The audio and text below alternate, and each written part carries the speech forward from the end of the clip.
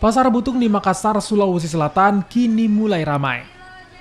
Warga terus berdatangan demi mencari pakaian sebagai perlengkapan untuk berlebaran. Baju koko jadi yang paling banyak dicari. Penjualan baju muslim ini pun meningkat pesat jelang lebaran. Para pembeli umumnya datang dari berbagai daerah di Sulawesi Selatan.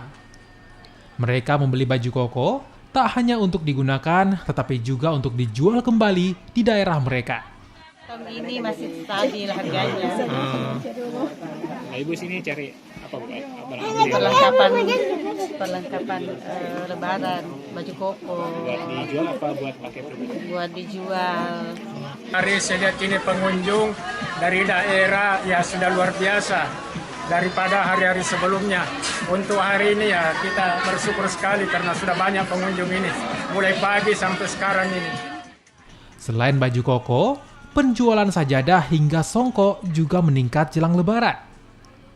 Tradisi warga yang kerap gunakan pakaian baru saat berlebaran jadi momentum penjual meraup untung besar jelang lebaran.